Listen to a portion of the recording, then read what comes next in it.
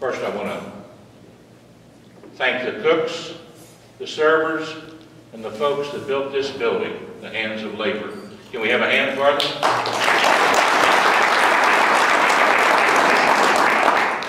And then I want to thank the little lady that's sick and not able to be here that made these beautiful little flags to go on our lapels, Libby Durrett. Libby, you're not here, but you'll be on this film I'm making of this event. And I want you to know that we pray for you, that you get well, and thank you for all your hard work.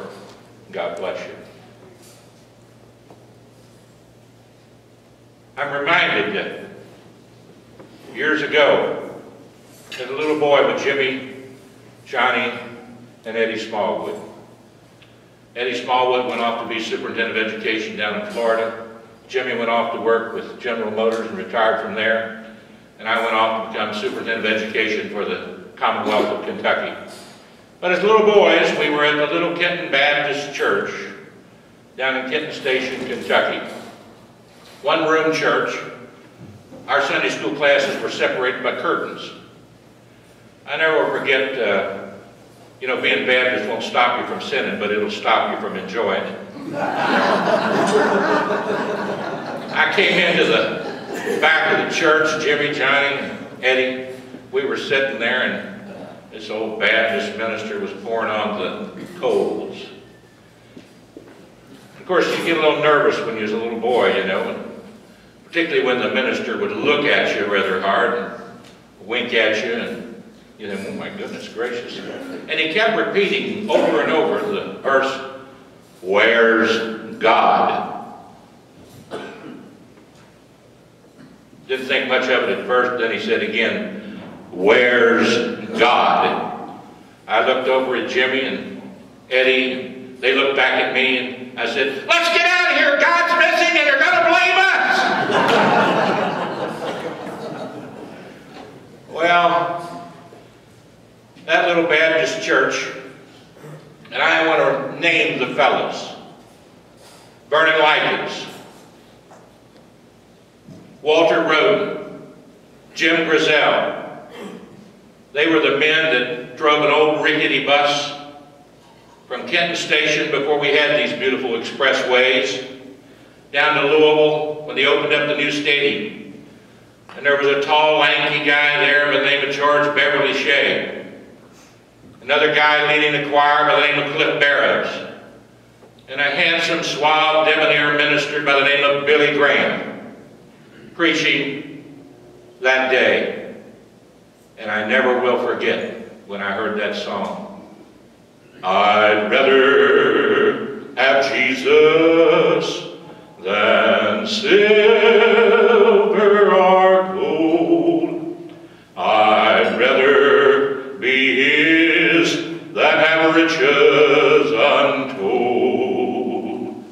I'd rather have Jesus than anything this world affords today. And that night, I walked down that aisle and I gave my life to the Lord. And I said, "Lord, come on into my heart," when he knocked on the door. This is Easter. Just like when the phone rings, what do? We answer it. We answer it. Well, when he knocks on the door,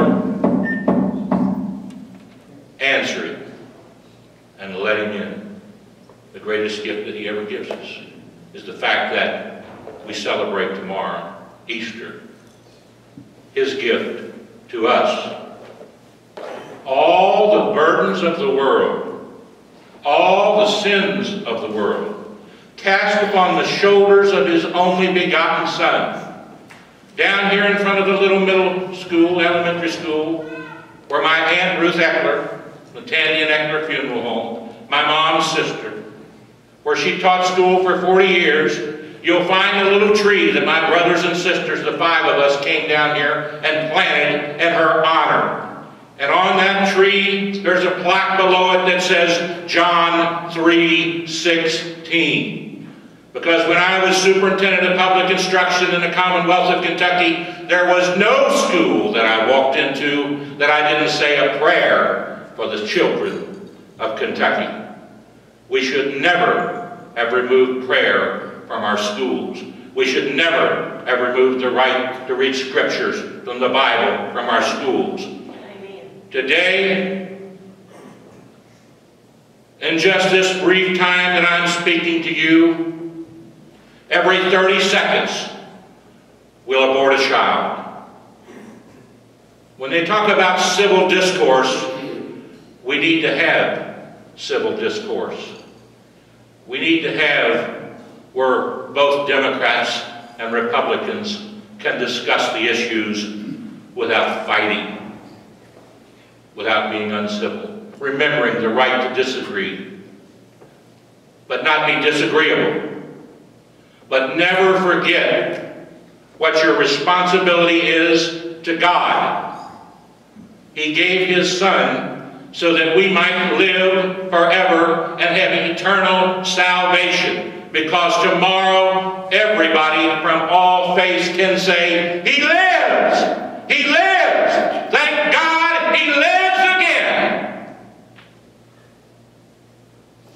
Now, when I got into this race, it wasn't to run against my worthy opponents, Greg Grayson, Rand Paul, who are here today, or John Scribner, or Gurley Martin, or even the young fellow that got out of the race, Bill Johnson. It was to take, right here, 5 little stones on $5,000 to run a statewide race. It only took little David, one of those stones, to bring down Goliath. Now my Goliath isn't Rand Paul and it isn't Trey Grayson.